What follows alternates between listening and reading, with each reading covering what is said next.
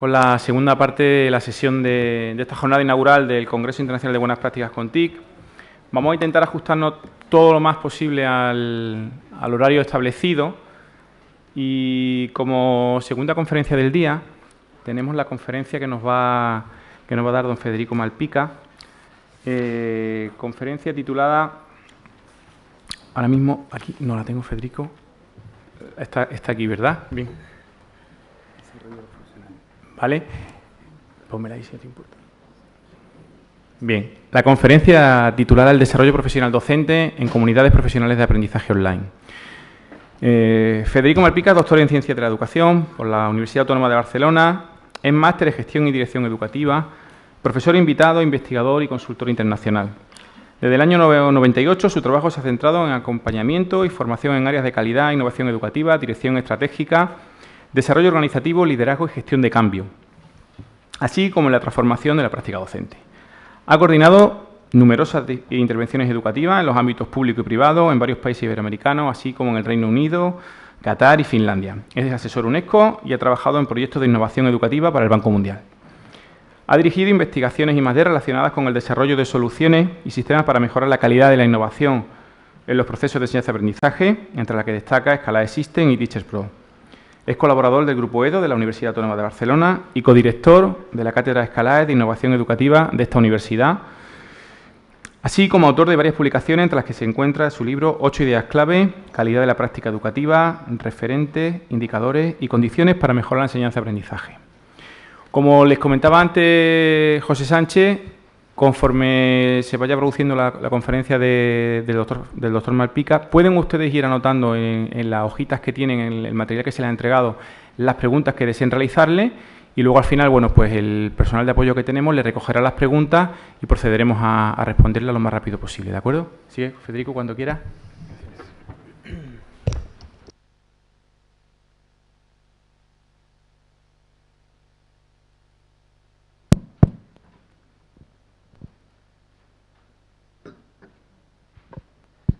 Bien, buenas tardes a todas. Primero que nada,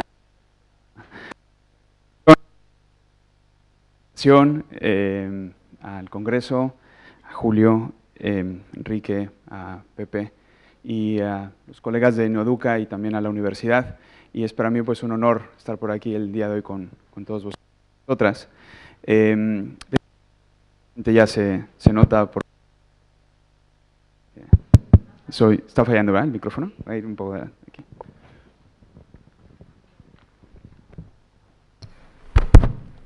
Ok. Ya se nota por mi acento que soy mexicano, pero el día de hoy voy a hablar un español de aquí de España, ya que estamos aquí. Lo digo para los colegas, no tengo tic, los colegas latinoamericanos, no tengo tic de evangelista, ni tampoco quiero hacer de Hugo Sánchez, pero ya que estamos aquí en España, pues hablaré con él vosotros. Y me gustaría el día de hoy pues comentar algunas cosas interesantes del trabajo que hemos estado haciendo durante los últimos 10 años, acompañando procesos de innovación y de calidad educativa en diversas instituciones y administraciones públicas en varios países. La idea del día de hoy es, bueno, podremos hablar y debemos hablar de las TIC, yo creo que eso es este congreso, pero a mí me gustaría dedicar estos minutos a hablar también de nuestra propia profesión como docentes. Yo creo que es de donde parte, digamos, todo lo que tiene que ver con educación y con calidad y con innovación. Y yo creo que hay algunas condiciones en las cuales nosotros estamos desarrollando nuestra docencia y que podemos desarrollar a partir de algunos esquemas que nos permitan pues, mejorar y superar y desarrollar e innovar como nos lo merecemos y como sobre todo se lo merecen también nuestros alumnos y alumnas. Aquí hay dos diapositivas con las cuales quiero comenzar, que ya no tengo que hablar mucho de ello. Primero porque es lo bueno que tiene hablar después de Ángel Pérez, que muchas cosas ya están dichas y por tanto iré más rápido. Pero sobre todo también porque si hoy vosotros estáis aquí en este congreso es porque seguramente esto, pues estaréis de acuerdo conmigo y que es lo siguiente. Una es que la educación en el siglo XXI requiere desarrollar formas de enseñar totalmente nuevas, ¿no? Y eso yo creo que más o menos todos podemos estar de acuerdo, que la manera en la cual nosotros fuimos formados pues ya no puede ser exactamente la misma de cómo nosotros tenemos que formar a nuestros alumnos y alumnas. Esto no ha pasado en toda la historia como nos está pasando ahora en la educación. Normalmente ya nuestros docentes se habían formado igual que como nos formaban a nosotros, pero hoy día esta generación bisagra que somos todos los que estamos dando clase, pues tenemos que adecuarnos a los nuevos tiempos, ¿no? Y por otro lado, por tanto, entendemos que los docentes necesitamos reinventar completamente nuestra profesión para enfrentarlas. Esto posiblemente es un poco más nuevo, porque podríamos pensar que lo único que requerimos son incorporar algunos cambios y ya está, pero yo creo que aquí, y es la reflexión que quisiera hacer el día de hoy, no es solamente adaptarnos con algunas cuestiones o algunas herramientas, sino tiene que ver con un cambio más profundo, sobre todo con la mentalidad de la cultura de cómo ejercemos nuestra profesión como docentes, ¿no? Y eso es un poquito la reflexión del día de hoy. Y diríamos de inicio, para dejar muy claras las cosas y de inicio, digamos, clarificar que como docentes y lo que hacemos nosotros en las aulas es determinante para los resultados de aprendizaje de nuestros alumnos y alumnas. Hay suficiente, diríamos, evidencia científica que demuestra esto. Y lo digo también porque a lo largo de la historia de la educación se han publicado muchas cosas y ha habido un par de décadas en las cuales se han publicado varios estudios que hablan obviamente de la multifactorialidad en el ámbito del aprendizaje, que aprendemos en todos lados, pero parecería ser como que nos rebajaba un poco, digamos, el protagonismo a los docentes o también incluso llegando a decir, bueno, casi no importa qué hagamos en las aulas porque nuestros alumnos están aprendiendo más en otros lados, ¿no?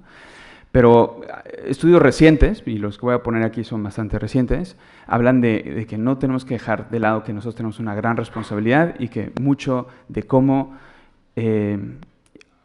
ahora veíamos las neurociencias, ¿no? No solamente intelectualmente, sino de cómo se cablea el cerebro para toda la vida, depende de lo que hacemos y cómo lo hacemos con nuestros alumnos en la clase, ¿no? En ese sentido, algunos estudios por aquí que quiero mostrar, uno que hicieron en el 2006, medía la eficacia y decía que la eficacia de un profesor tiene más impacto en el aprendizaje del estudiante que cualquier otro factor bajo el control de los sistemas escolares. Fijaros, incluyendo el tamaño de la clase, que esto a veces se dice mucho, es que si tuviera 5 alumnos menos, el tamaño de la escuela e inclusive la calidad de los programas extraescolares, ¿no?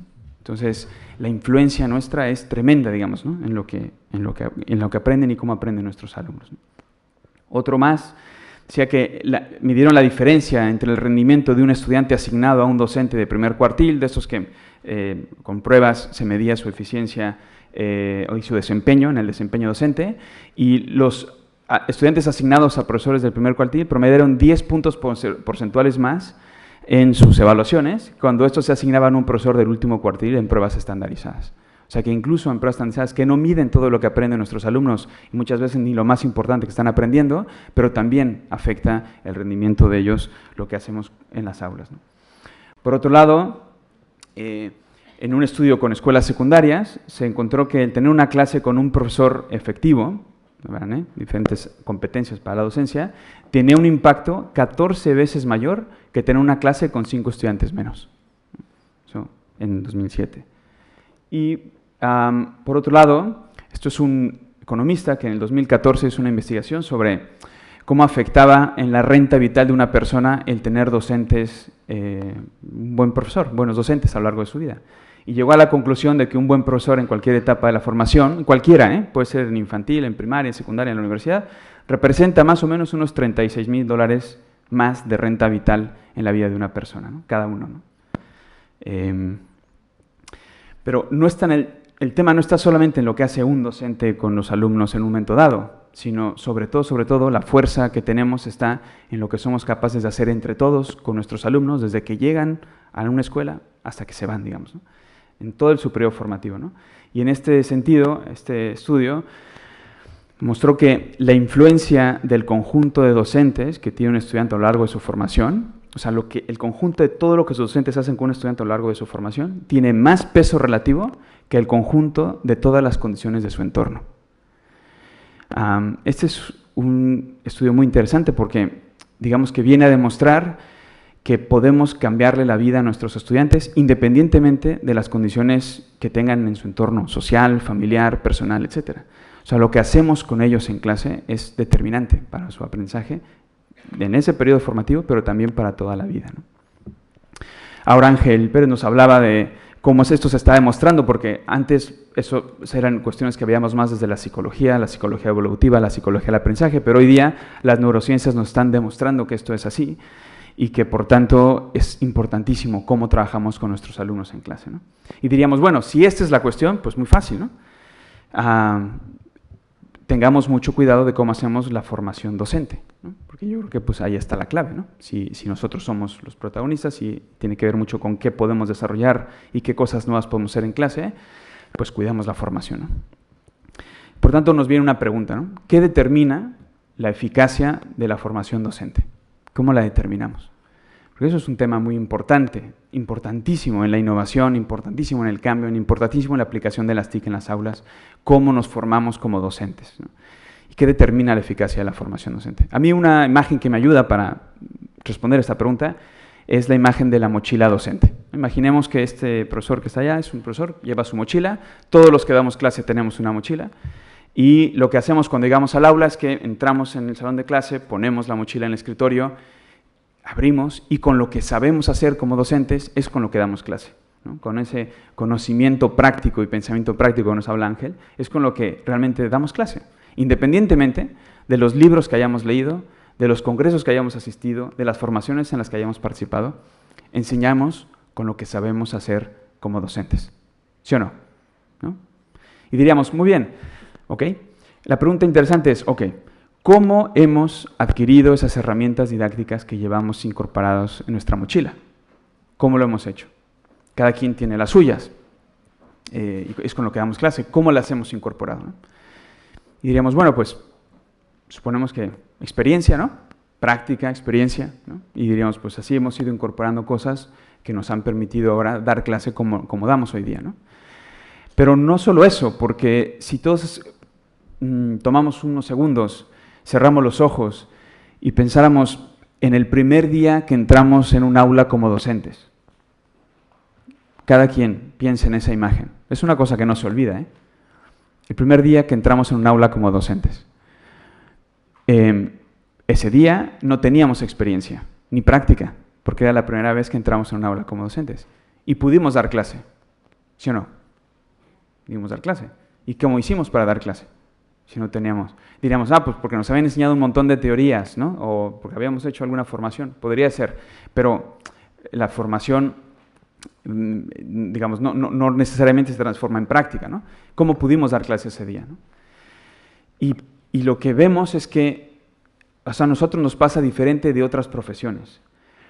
Cuando alguien llega a una profesión como la abogacía, como la medicina, como la arquitectura, comienzan en ese proceso, comienzan a darse cuenta de qué va la profesión docente, la profesión cualquiera que sea. Pero la profesión docente no es así, porque cuando llegamos a dar clases, llevamos ya miles de horas de observación de práctica profesional, desde que éramos pequeñitos. Y esas horas de observación, esa observación y práctica, que es un poco como se va desarrollando, digamos, ¿no? Toda la parte procedimental de las competencias, la llevamos ya implícita y la llevamos ya en la mochila. Y por tanto, cuando comenzamos a dar clases, nos da mucho por dar clases como nos dieron clases a nosotros. Y generamos una especie de cadena. Y eso se ve muchísimo. Y sí, eso ya lo llevamos incorporado, porque lo hemos observado mucho. Luego podemos incorporar otras cosas, es verdad. Podemos aprender otras muchas cosas como docentes, pero eso ya, digamos que lo llevamos de fábrica, ¿eh? ¿Cuál es el problema de todo esto? ¿Cómo incorporamos lo siguiente que desarrollamos? Porque, fijaros,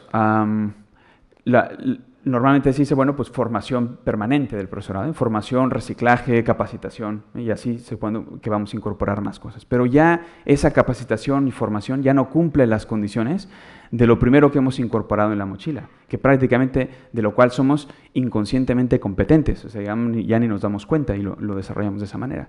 Pero lo siguiente ya no.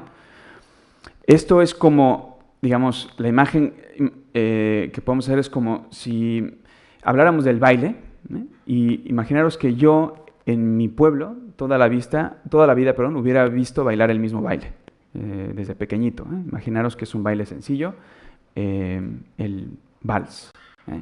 Y toda la vida yo hubiera visto bailar el vals. El primer día que yo entro en la pista de baile en mi pueblo, ¿qué baile me saldrá?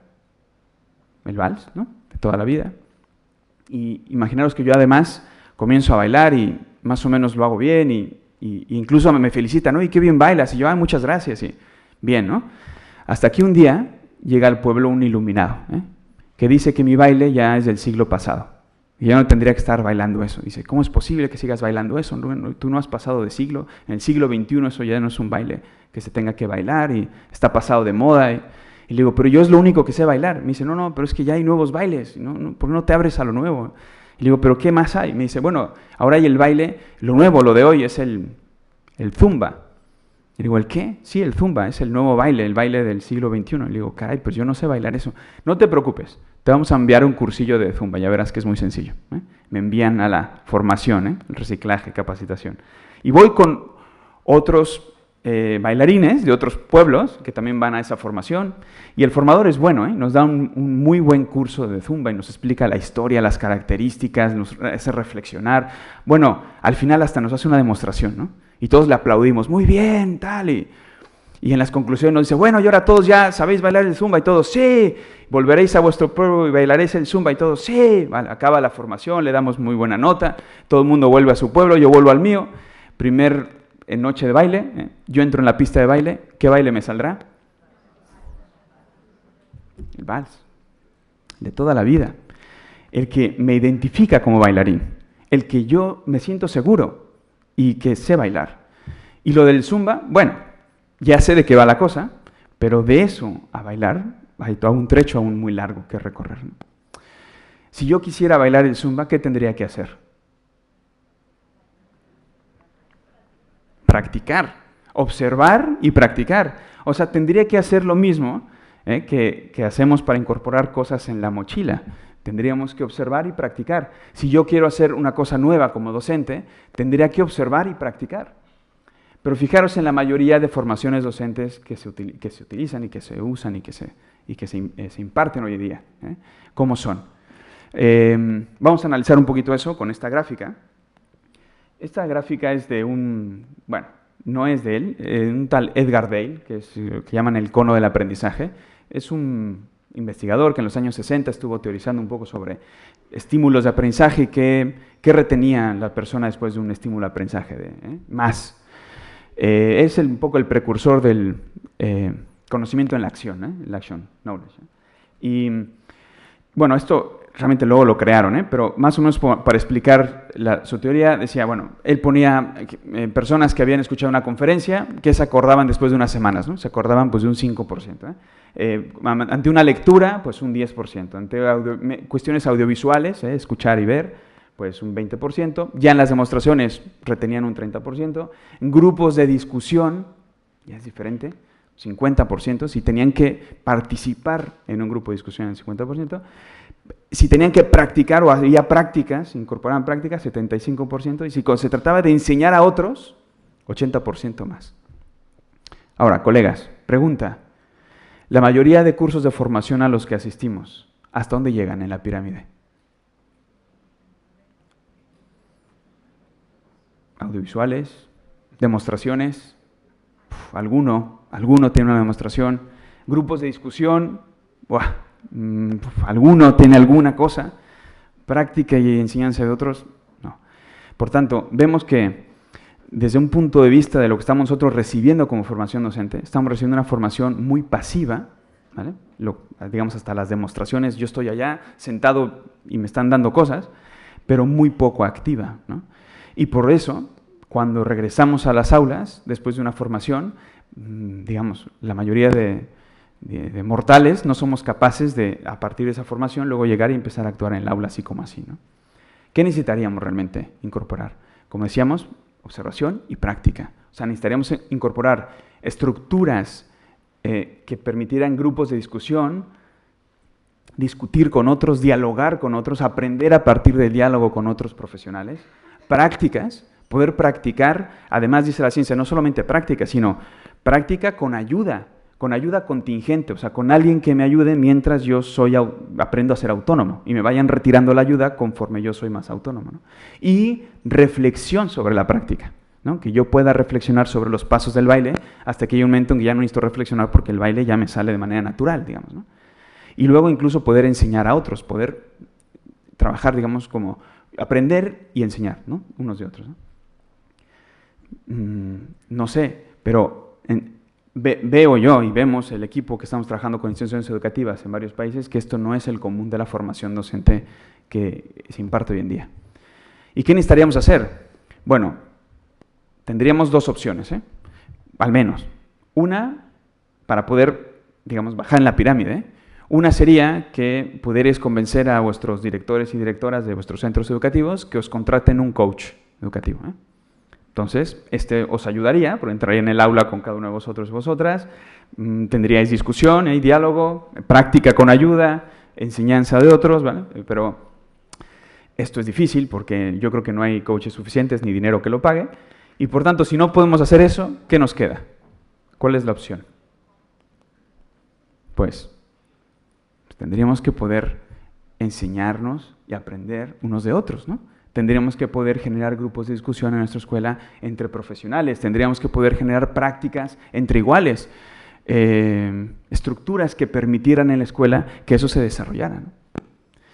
Y un poco, yo creo que va por aquí el tema de la formación docente, digamos, en este siglo XXI, tiene que ser una formación entendida como algo que ocurre en una comunidad de aprendizaje entre colegas, ¿no? Como una cosa que ocurre entre profesionales, digamos, ¿no?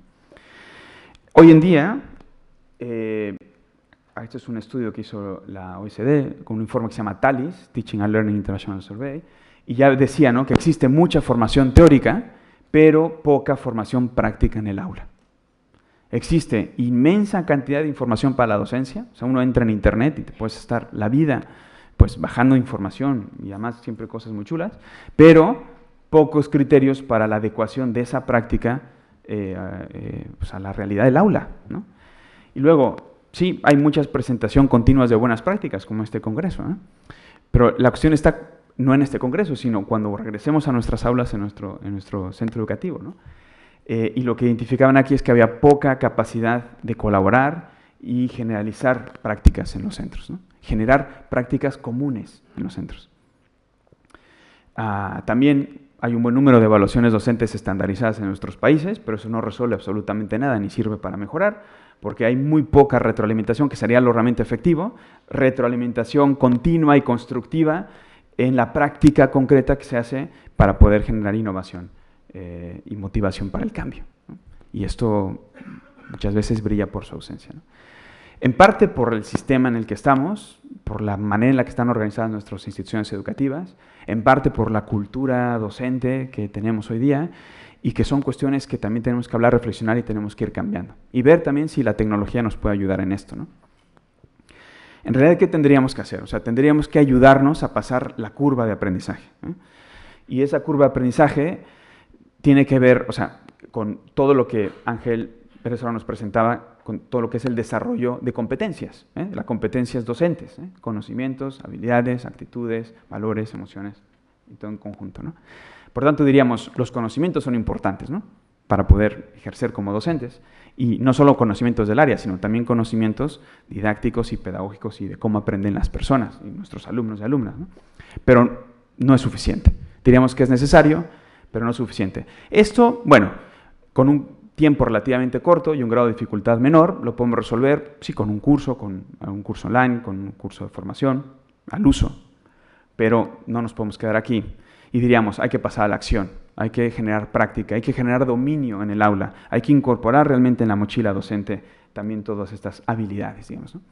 Y esto va a requerir observación y práctica con ayuda para ir pasando esa curva, pero no nos podemos quedar solo aquí, porque diríamos que en todas las escuelas hay profesores que saben y saben hacer, pero no basta, porque alguien puede decir, yo sé aplicar una metodología, sé cómo va y tengo práctica, pero ¿sabéis qué? No me da la gana. Como no me da la gana, pues nos quedamos igual. Por tanto, tendríamos que, aún la curva de aprendizaje, tendríamos que avanzar más y también pensar en el desarrollo de actitudes y comportamiento individual. O sea, los docentes tenemos que querer hacer las cosas, ¿eh? Y por tanto, ¿esto cómo se consigue? pues podemos aquí también hablar bastante sobre el tema. Nosotros hemos visto que entre más participación haya de los docentes, más ganas dan de hacer las cosas, más ganas dan de involucrarse, más ganas dan de motivarse para apoyar esto, ¿no? Pero no basta solo con esto, porque podemos tener conocimientos, habilidades y querer hacerlo, ¿sí? Pero eso hay en todas las escuelas, unos cuantos que les llamamos incluso los frikis, que son docentes, que eso saben mucho, les gusta y se forman y ellos mismos van haciendo. Y claro, estos en todos lados hay, pero no es suficiente porque si queremos, bueno, depende, ¿no? Si queremos desarrollar a nuestros alumnos simplemente conocimientos para que lleguen a la universidad, ok, pero ya hemos visto, y ahora nos ponía un video Ángel Pérez, que es muy oportuno, de Tony Wagner, sobre lo que se requiere, qué se requieren formar los alumnos en este siglo XXI, ¿no? Y prácticamente de todo lo que hablaba ya Tony Wagner, ¿hay alguien aquí en esta sala que pueda levantar la mano y decir, no os preocupéis, yo en mi centro educativo me puedo encargar de formar en eso a los alumnos? ¿Alguien puede decir eso? Creo que no. ¿Por qué? La mayoría de lo que hablaba Tony Wagner no eran conocimientos, digamos, teóricos ni explicaciones conceptuales. Él hablaba de habilidades, hablaba de actitudes, hablaba de valores, hablaba de cosas que se tienen que ir consiguiendo poco a poco. Por tanto, necesitamos un estímulo coordinado en nuestros alumnos, desde que entran hasta que se van, para ir consiguiendo que desarrollen eso, ¿no? Ahora nos hablaba también Ángel Pérez que en realidad tendríamos que trabajarlo una vez y otra vez y otra vez para que se vayan haciendo esas veredas, que luego se conviertan en caminos, que luego en carreteras, luego en autopistas y al final se vayan con una serie de valores que han consolidado en su paso por todo su periodo formativo. Pero esto requiere que el estímulo sea coordinado y por tanto requiere que si vamos a trabajar algo, no sea solamente unos cuantos en la escuela, sino que logremos trabajarlo de manera común, logremos trabajarlo en comunidad profesional de aprendizaje, ¿no? Y por tanto llegaríamos al último estadio, que ya no es individual, sino que es colectivo. Y yo creo que esta es la clave de la nueva formación docente. No es, y no se debe entender como un acto individual, sino que se tendría que entender como un acto colectivo, un acto de la comunidad, de profesionales, que nos tenemos que poner de acuerdo incluso en qué nos vamos a formar. Porque en aquello en que nos formemos de manera común y coordinada, pues ayudará después a nuestros estudiantes a aprender de una manera concreta. Y entonces esto es importante, ¿no? También porque la manera en la que nos organizamos y que trabajamos en conjunto ayuda al propio aprendizaje de nuestros estudiantes y también a nuestro propio aprendizaje y desarrollo profesional como docentes. No sé si, bueno, obviamente os sonarán los hermanos Johnson & Johnson, que se han vuelto investigadores que se han vuelto famosos por todo el tema del aprendizaje cooperativo. Y estos investigadores que ya llevan años investigando sobre el tema, en los 90 estaban investigando y lo que hacían era configurar diferentes aulas de diferente manera y sobre eso pues iban registrando para ver qué maneras eran más efectivas para generar aprendizaje entre iguales. Pero haciendo eso se dieron cuenta de una cosa muy interesante, que es lo que publicaron aquí en el 94. Decían, nos hemos dado cuenta que más del 85% de la conducta de los miembros de una organización es directamente atribuible a su estructura y no al carácter de los individuos que la componen. Es interesante porque quiere decir que esto no solamente es para un aula, también funciona para un centro educativo y para nosotros como docentes. Mucho de cómo nos comportamos en la escuela, en las instituciones educativas, en la universidad, tiene que ver con cómo estamos organizados en estas instituciones. Y de hecho, vemos que un docente cambia de escuela o cambia de institución o daba clases en bachillerato y ahora se pasa a dar a primaria o se pasa a la universidad y cambia su comportamiento. Decimos, pero si es el mismo docente, es la misma persona. Sí, pero ya no está en el mismo grupo social, ya no está en la misma institución, ya no está en la misma organización y esto pues hace cambiar la conducta, ¿no? Por tanto, esto por un lado tiene que ver con cómo nos organizamos para generar estímulos coordinados con nuestros estudiantes, por tanto la formación como un acto colectivo y como una decisión en conjunto, y también la manera en la que nos organizamos dentro de la escuela para poder aprender unos de otros, ¿no? Queremos aprendizaje cooperativo, y esto ya lo manifestamos y en muchísimas escuelas que nosotros asesoramos nos dicen aprendizaje cooperativo, queremos que los alumnos aprendan unos de otros. Le decimos, ok, aprendizaje cooperativo es que los alumnos aprendan uno del otro, sí, ok. ¿Cómo vamos a conseguir eso si vosotros como docentes no sois capaces de aprender uno del otro? Uno del otro. si cada quien está en su aula encerrado haciendo si cuando hay sesiones para compartir, cada quien habla de su experiencia, pero no hay mucha cosa en común. Para poder hacer sesiones de reflexión, tiene que haber algo en común sobre lo que reflexionar, pero si cada quien tiene su práctica y no compartimos prácticamente nada, pues ¿de qué reflexionamos, no? Entonces, pasa también por cómo nos organizamos internamente, ¿no? Y tiene que ver también con la motivación. En este mismo estudio de Talis, había algunas preguntas que hacían, este estudio, por cierto, 23 países, miles de docentes, o sea, no es una cuestión ni de España ni de Latinoamérica, sino a nivel mundial, ¿no? Y preguntaban sobre la motivación para el cambio. Y fijaros cómo afecta el sistema en el que estamos y la cultura que tenemos como docentes, ¿no? Cuando les preguntaban sobre la motivación para cambiar, ¿no? La calidad en el trabajo, ¿no? El aumento de la calidad de su trabajo, decían que no recibirían ningún reconocimiento, el 75%. O sea, si yo tengo más calidad en mi trabajo, en mi escuela, no voy a recibir ningún reconocimiento en mi institución, ¿no? Cuando preguntaban sobre la innovación, decían, bueno, que no recibirían ningún reconocimiento si fueran más innovadores en su enseñanza, también más o menos como un 75%. Y cuando les preguntaban, bueno, y sobre los sistemas de evaluación del desempeño en tu institución, la mitad, más o menos, decían que su directora, utilizaba métodos eficaces para determinar el rendimiento de sus profesores. La otra mitad, ni idea. ¿Qué pasa? Sí, los mando a cursos de formación, pero luego lo que pasa después, ya no sabemos. Yo creo que aquí hay una clave de la formación docente y de lo que podemos incorporar en nuestras aulas y de cómo hacerlo. Y cómo obtener también más satisfacción laboral y profesional cuando estamos incorporando nuevas cuestiones dentro de las aulas, ¿no? Por tanto, ¿qué diríamos? O sea, la idea sería intentar darle la vuelta a la formación docente. Intentar superar, digamos, la formación docente tradicional para adecuarnos también a esta educación en el siglo XXI, ¿no? Entonces, ¿qué tendríamos que hacer? Reconocer primero lo que históricamente ha sido, que más o menos la formación docente históricamente ha sido algo que ha ocurrido fuera, o porque nos vamos a formar fuera, o porque en nuestra institución se contrata a alguien de fuera que nos viene a formar, pero siempre es como algo que ocurre fuera, o que tiene que ver con algo de fuera, ¿no? Que está impulsada por instancias superiores. A veces es la administración, bueno, a veces el equipo directivo, a veces es la administración pública, a veces son la expresión de las editoriales o de lo que sea, que impulsan formaciones concretas que nos acaban cayendo en el centro, ¿no? Y la mayoría de diagnósticos y tratamientos en los que se basa la decisión sobre esa formación también ocurren a veces fuera del centro escolar. Son cuestiones de estudios que se hacen o de la propia universidad o de las administraciones o de las editoriales y acaban cayendo en el centro, ¿no? Entonces, ¿qué tendríamos que hacer? Darle la vuelta, ¿no? Y decir, sí, todas estas instancias deberían de poder participar, pero la gran participación tendría que ser de los que estamos en los centros educativos todos los días con nuestros alumnos y con apoyo, pero no al revés, ¿no? Y diríamos, dar la vuelta significaría que sean los docentes los que tengan el mayor grado de participación, incluso sobre la decisión de qué es en lo que nos tenemos que formar, ¿no? Cuáles son los contenidos y cuál es la forma en la que nos tenemos que formar dentro de la institución educativa. Y que incluso seamos protagonistas de esa propia formación, digamos, ¿no? Entonces diríamos, una formación más basada en la escuela, una formación más basada en comunidades profesionales de aprendizaje, significa que la formación docente es algo que ocurre dentro, digamos, no fuera. Dentro, entre colegas, ¿no?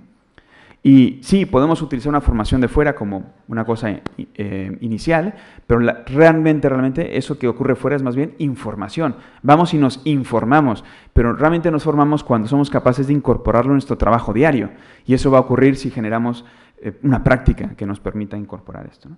La formación centrada en las necesidades de la escuela, por tanto, en diagnósticos internos y tratamientos que se realizan, esos diagnósticos, esos tratamientos, por parte de los propios docentes y los equipos directivos, ¿no? Bueno, ¿cómo podemos hacer eso? ¿Cómo podemos llegar a un estadio de esta magnitud? ¿Cómo podemos incorporarnos y configurarnos como una comunidad profesional de aprendizaje? Bueno, de inicio tendríamos que pensar en los principios sobre los cuales nos indica, ¿no?, que aprendemos los docentes y en realidad todas las personas, ¿no?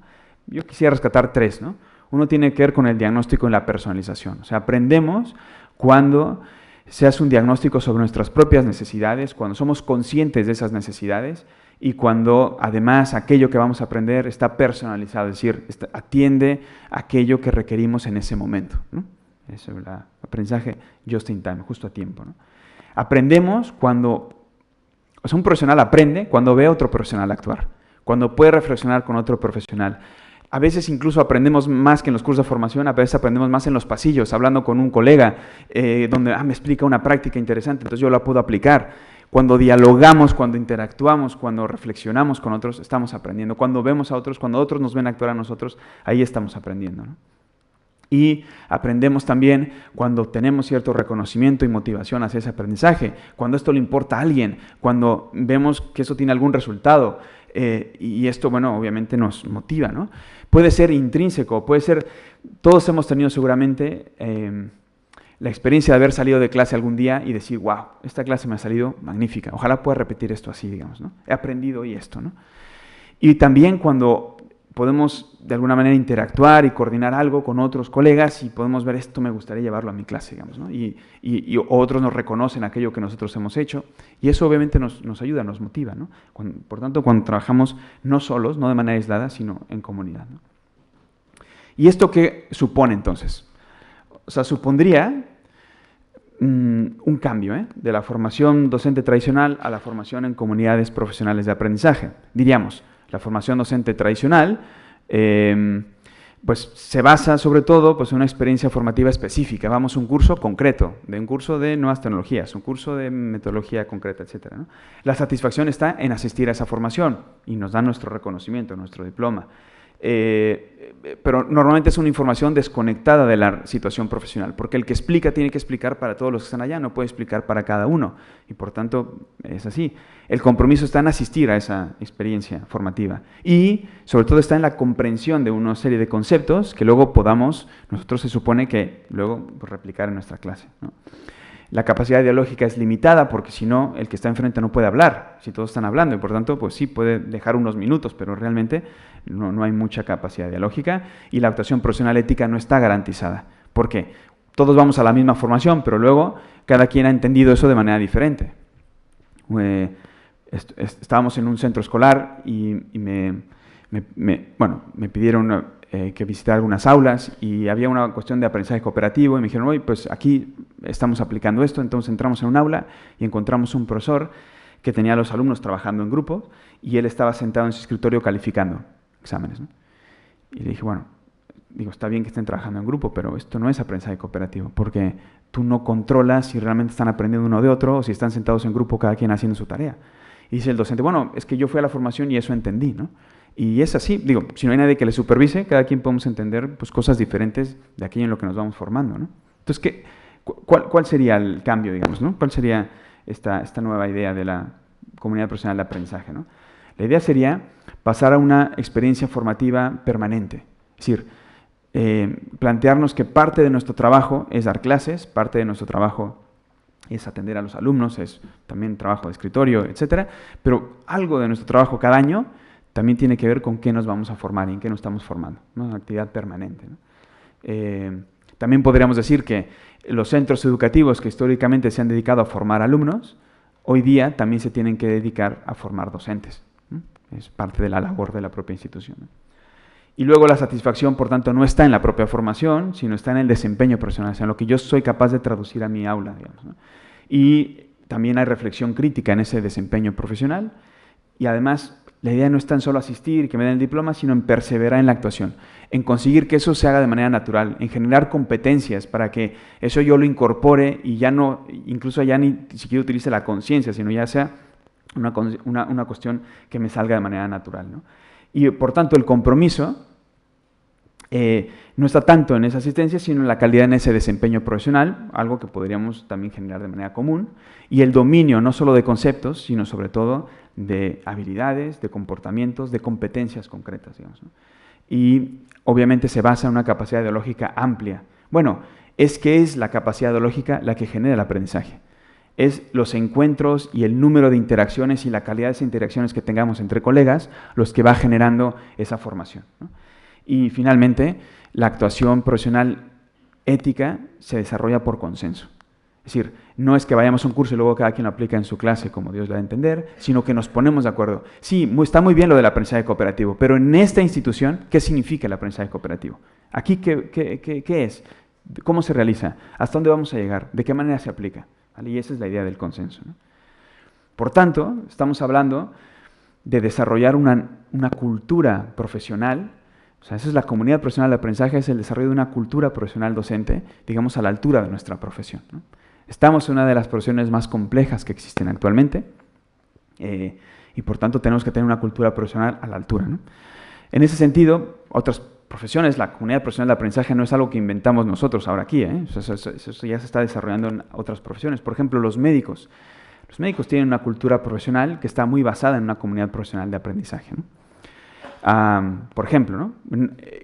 3 aspectos de esa cultura. La primera es la fundamentación médica, ¿no? O sea, ningún médico dice, hoy me levanté y creo que te tengo que operar, entonces entras al quirófano en 5 minutos, ¿no? No, sino que te dicen, oye, mira, hicimos unos estudios, hemos estado analizando tu caso y hemos visto que al final pues, te toca esto, ¿no? Luego, todos los médicos trabajan en colegiado, ¿no? O sea, es una profesión que no se entiende de manera así individual, ¿no? Se entiende siempre en equipo. Hasta las series de médicos, todas son en equipo, ¿no?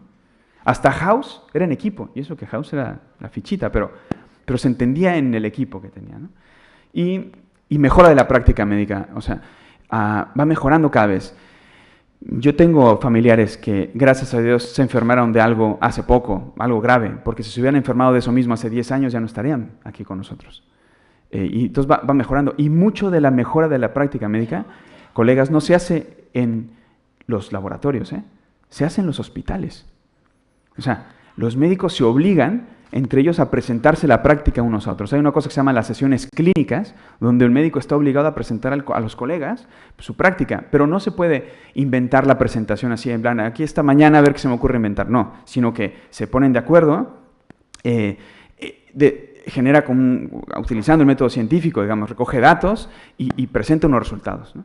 Y si eso funciona, los otros, cuando les presentan, no están cruzados de brazos, están intentando ver si le pueden tumbar esa presentación. Pero si aguanta, les dicen, llévalo a un congreso, y lo llevan al congreso. Y si en el congreso aguanta, al final del congreso alguien les pide, oye, yo quiero aplicar eso en mi hospital, ¿cómo lo hacemos? Y al final se acaba convirtiendo en una práctica en todos los hospitales del mundo, ¿no? Y yo creo que en este siglo XXI, mucho de la mejora de la práctica en la docencia, la práctica educativa, tiene que generarse en las escuelas. ¿Cómo es este congreso? De buenas prácticas, ¿no? Lo que hacemos en las aulas, ¿no? Y diríamos, esa cultura, digamos, de comunidad profesional de aprendizaje nos llevaría a pensar en la fundamentación pedagógica.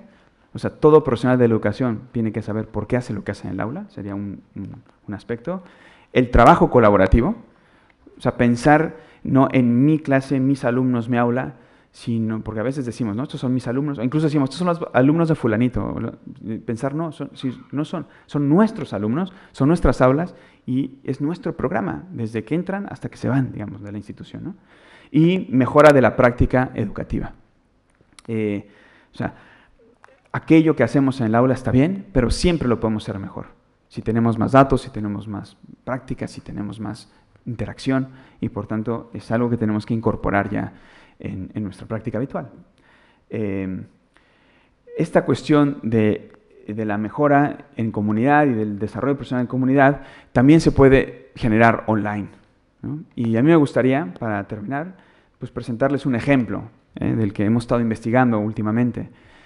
Durante los últimos 10 años hemos estado investigando sobre esto y funciona, vemos que funciona a nivel presencial, generar estructuras, estamos ayudando a los centros educativos a generar estructuras que les permitan después cualquier cosa que quieran innovar o que quieran aprender, que suceda dentro de la institución educativa, ¿vale? Pero pensamos, ¿esto podría ayudarnos la tecnología? ¿Podría hacerse de manera online? Entonces, comenzamos a pensar, a ver, ¿en qué podríamos basar lo que pudiera ser una plataforma de desarrollo profesional docente, una comunidad profesional de aprendizaje a nivel online? ¿Qué ventajas tendría? Entonces decíamos, bueno, primero, que esté basada en los 3 principios, ¿no? Diagnóstico y personalización, aprendizaje cooperativo o colaborativo y motivación y reconocimiento, ¿no? Entonces decíamos, bueno, tendría que poder percibir el perfil de competencias de un docente y ajustarle un itinerario formativo a medida a cada uno, o sea, personalizarle el itinerario formativo, ¿no? También tendría que poder desarrollar un montón de interacciones de aprendizaje con otros docentes, ¿no? Por tanto, no siempre de un tutor o de un formador o de un experto, sino entre iguales, entre colegas, ¿no? Y por tanto, que cada uno tuviera un portafolio docente y que se pudieran compartir esos portafolios y que se pudieran compartir evidencias de la práctica de una manera más o menos ordenada, ¿no? Y por otro lado, pues que hubiera cierta motivación y reconocimiento a través de, por ejemplo, ganar reputación en la comunidad, ganar actividad, métricas, digamos, ¿no? E inclusive llegar a tener un reconocimiento, una certificación de competencias, ¿no? Y bueno, el caso es que hace unos años, un par de años, 3, comenzamos a hacer este desarrollo y hace un año más o menos ya comenzamos a aplicar alguna cosa, ¿eh? Y el año pasado sacamos una versión beta de una plataforma que se llama Teachers Pro, que por ahí tienen alguna información, que pretende un poco hacer esto. Estamos investigando, ahora estamos en prueba de aprendizaje sobre esto, ¿no? Pero me parece interesante porque estamos viendo que se genera una serie de interacciones interesantes, aunque no nos veamos las caras. Podemos aprender como docentes unos de otros, aunque estemos a una distancia considerable, digamos, ¿no? Y docentes están conectando docentes de diferentes países que están pudiendo aprender. Esta herramienta permite analizar las competencias docentes, permite generar itinerarios. No hay cursos, o sea, aquí no hay cursos, sino que hay habilidades y hay desafíos de aprendizaje.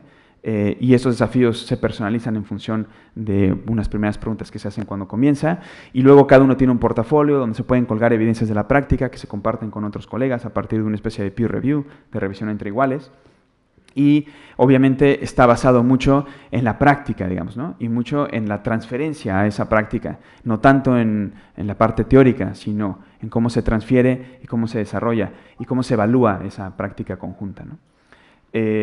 Obviamente pues tiene una serie de métricas, también las instituciones pueden hacer un seguimiento, o sea, normalmente no se ha tenido desde el punto de vista institucional una herramienta para hacer el seguimiento de la formación docente, porque van a los cursos de formación, pero luego cada quien regresa a su aula y no sabemos qué pasa.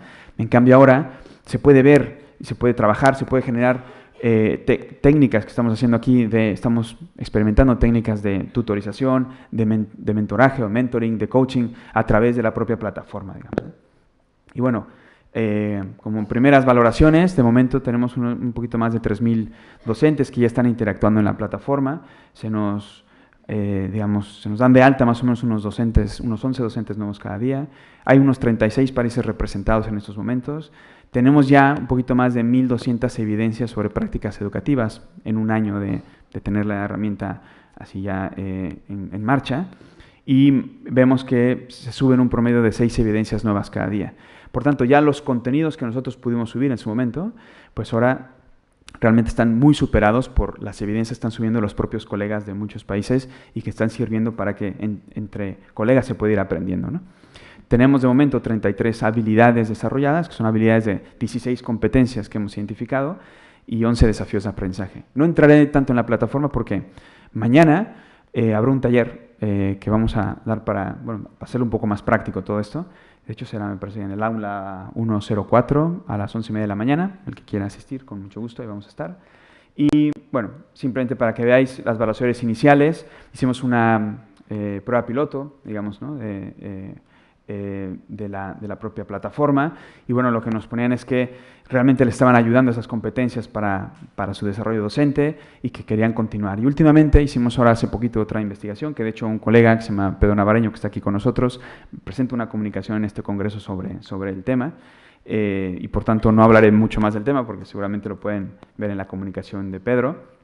Pero en esta nueva investigación de uso de la plataforma, pues vimos que cumplía con las expectativas en un porcentaje muy alto. La formación no solo les ha revelado cosas sobre la propia habilidad concreta que están desarrollando, sino también sobre sí mismos y sobre cómo aprenden. O sea, no solamente conocimiento práctico, sino también pensamiento práctico, ¿no? Y la formación recibida también ha abierto nuevas perspectivas de mejora, ¿no? De conectarse con otros, ¿no? De interactuar con otros colegas a nivel internacional, ¿no? Y pues la mayoría tiene una predisposición a asumir ahora nuevos roles, menos instructivos y digamos más colaborativos, ¿no? A partir de esta experiencia, ¿no? Y bueno, pues han dicho, bueno, sistema de apoyo entre docentes muy interesante, los recursos que se proporcionan para poder desarrollar esas habilidades también son interesantes y bueno, yo creo que estamos aprendiendo, es una cosa muy nueva, pero es una manera de aprovechar las nuevas tecnologías, no solamente para cosas que tengamos que trabajar con los alumnos, sino también para cosas que podamos trabajar entre nosotros como docentes y para nuestro propio desarrollo profesional. Bien, pues, bueno, como conclusiones, voy a hacer un breve, 2 minutos resumen. Como hemos visto, dice Edgar Dale que solo se queda después de una conferencia con el 5%. Bueno, a ver si con esto último os quedáis, ya me doy por bien servido, hemos hablado de las comunidades profesionales de aprendizaje y hemos dicho bueno, que en final ayudan las comunidades a tener un lenguaje común entre el profesorado. Si compartimos, generamos un lenguaje común y esto nos ayuda a generar consenso y a generar pues, criterios comunes para la práctica y un estímulo coordinado a nuestros alumnos, ¿no? Por otro lado, generan seguridad necesaria, ¿no? Necesitamos seguridad, no podemos ir a una formación y luego cada quien a la buena de Dios saber cómo lo aplica, o sea, necesitamos seguridad y eso se gana pues trabajando con colegas, viendo a otros actuar, que otros nos ven a nosotros, fortalecen los procesos de formación permanente y de evaluación del impacto, evaluación ya no de nosotros solo como docentes, sino de eso, digamos, en qué ha mejorado en el aprendizaje de nuestros alumnos, ¿no? Esa evaluación de impacto, ¿no? Y también permiten aprender a partir de múltiples experiencias y llegar a más participantes, porque si no nos quedamos solo con nuestra escuela, con nuestras prácticas que podemos, o con alguien que va de repente a algún congreso como estos, pero qué bueno sería que todos tuviéramos acceso a una plataforma donde pudiéramos estar compartiendo prácticas pues, a nivel internacional, ¿no? Y esto obviamente enriquece toda la experiencia, ¿no? Y también pues, posibilitar ajustarse a las necesidades de cada docente y hacer un seguimiento cercano, o sea, el feedback constructivo como herramienta o como clave, digamos, básica, ¿no? A partir de esta herramienta, de esta plataforma conjunta, ¿no? Y por último, pues la fuerza del aprendizaje colaborativo. O sea, hemos visto que esa fuerza realmente es muy potente, ¿eh? En los años que llevamos trabajando con esto, pues, lo hemos visto de manera presencial, ¿no? Aquí hay algunos ejemplos. Aquí arriba, digamos, arriba a la izquierda, esto es México, es una escuela indígena que además ganó un premio de buenas prácticas en México trabajando con este tipo de comunidades profesionales de aprendizaje. Del otro lado, arriba también es Barcelona, donde 2 centros educativos, no solo ya un centro, sino con otros, se puede generar también comunidad profesional de aprendizaje. Aquí abajo está Perú, donde estamos trabajando con el gobierno de Perú para cambiar toda la formación continua del profesorado en servicio. Y bueno, finalmente esta herramienta que es la que queríamos presentar aquí en el Congreso, que está comenzando a dar pues, sus primeros pasos y primeros resultados y que entendemos que puede ayudarnos también como un complemento, como un soporte y que puede dar también idea de inspiraros a vosotros que estáis en el tema de las nuevas tecnologías, pues para ir cambiando las maneras en las que aprendemos unos con otros y las que desarrollamos nuestra práctica profesional, ¿no? Y bueno, como diría un yogi,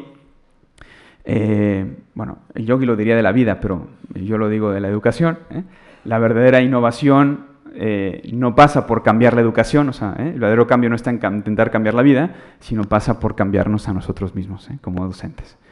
Muchas gracias.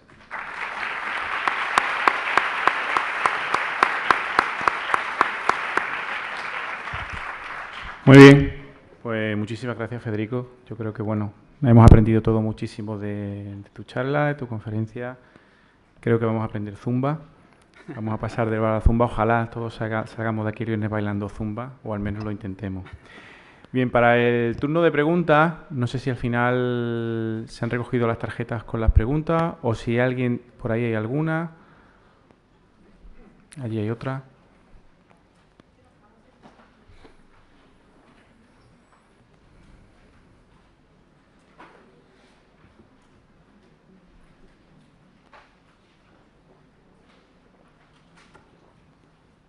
Bien, pues la pasáis, la formulamos. Bien. La primera pregunta la realiza Adriana, de la Universidad Iberoamericana de México, y nos pregunta cómo podemos influir a un alumno o conjunto de alumnos en entornos virtuales cuando no existe el contacto presencial con los alumnos. Bueno, o sea, por un lado, el contacto presencial obviamente pues ayuda en todos los sentidos. Digamos, ya hablábamos ahora, y yo creo que el propio Ángel Pérez lo trató, digamos, ¿no? Yo creo que las experiencias construyen y generan aprendizaje. Por tanto, el no tener contacto presencial siempre es un hándicap, ¿no? Y yo diría que posiblemente no todo se puede aprender a nivel online, ¿no? Pero de todos modos, habría que reforzar, ¿no? Reforzar sobre todo toda la parte de interacción, ¿no? Interacción tiene que ver con el feedback. Una cosa que nos dan las nuevas tecnologías es que incluso podríamos dar más feedback a los alumnos. Entre más feedback les demos, feedback constructivo, pues esto ayuda en su aprendizaje. Y por tanto es una cosa que a veces en clase es difícil, pero que si los tenemos online y hacemos una buena tutorización, esto es factible de hacer. Otra cosa que nos dan las nuevas tecnologías, que sería muy importante para el aprendizaje, es atender las necesidades de cada alumno, por tanto, hacerles preguntas sobre esas necesidades y no darles a todos el mismo ejercicio, no darles a todos, digamos, la misma evaluación, sino ser capaces de ir personalizando. Esto el software nos ayuda. Hoy en día conocemos muchas herramientas que son capaces de detectar el nivel que tiene un alumno y en función de eso hacer unas preguntas concretas en función de su nivel. Y luego detectar cuando pasa de nivel y hacerle otro tipo de preguntas. Yo creo que ese tipo de herramientas las nuevas tecnologías nos pueden ayudar, digamos, ¿no? Siempre teniendo en cuenta que habrá ese hándicap. Ahora ya, poco a poco también se incorporan cuestiones síncronas, ¿no? Por lo tanto, si no los podemos tener presencialmente, pero al menos podemos tener reuniones síncronas online, pues bueno, eso también puede ser una oportunidad de interacción. Y luego, yo creo que esto de hacer los protagonistas, ¿no? Que se base mucho en la experiencia, en la práctica, que ellos mismos sean los que investiguen, los que desarrollen, sobre todo a nivel de universidad, casi tendría que ser un laboratorio, un gimnasio donde tuvieran que resolver problemas de la práctica profesional, de la que sea, de la que estén, de la carrera que estén estudiando, y que vengan con posibles soluciones. Y aquí interactuando online, pues se pueden generar, digamos, diversos diálogos que construyan aprendizaje, ¿no? Yo entendería que iría por aquí. Muy bien, muchísimas gracias. Y la última pregunta era, ¿cómo consideras que favorece más el aprendizaje si trabajando en un centro pequeño o en un centro grande? Si tú crees que puede haber una diferencia a la hora de favorecer los procesos de enseñanza-aprendizaje. Bueno, o sea, obviamente,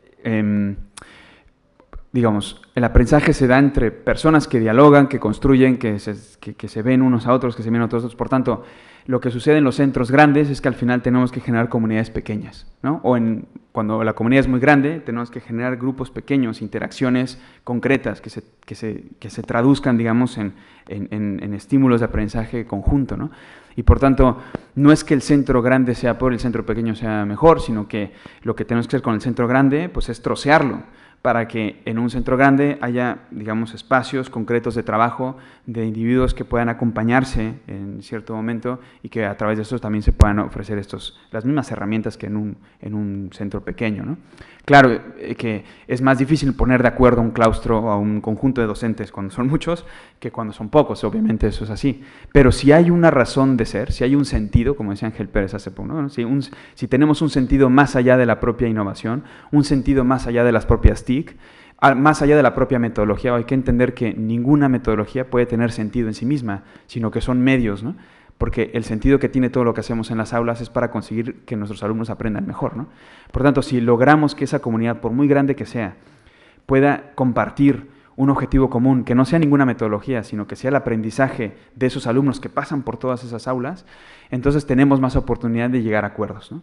Pues si todos compartimos un objetivo de aprendizaje, unas finalidades o lo que llamamos un perfil competencial, un perfil de salida. En Latinoamérica le decimos el perfil de egreso, el perfil del que egresa, del que sale. Si logramos compartir muy bien eso, si los docentes de un centro estamos convencidos de ese perfil, entonces podemos comenzar a tomar decisiones conjuntas sobre qué vamos a hacer cada quien en su clase, cada quien en su aula, para conseguir que los alumnos lleguen a ese perfil. Y de hecho, en nuestro caso, es lo primero que trabajamos con las instituciones que asesoramos, es desarrollar una visión compartida del aprendizaje que queremos conseguir en nuestros alumnos y alumnas, que parece una cosa obvia, pero que si rascamos un poco, muchas veces no lo es.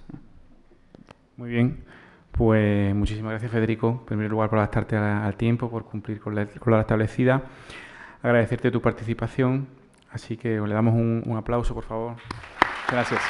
Gracias.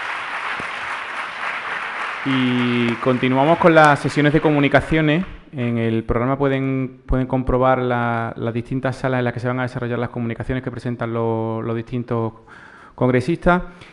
Y nos vemos mañana aquí, después de la sesión de comunicaciones, a las 10 de la mañana. Mañana el día se presenta apasionante, es verdad que va a haber muchos talleres prácticos aquí en el Salón de Actos. Así que nada, agradecerle su presencia y nos vemos mañana. Muchísimas gracias.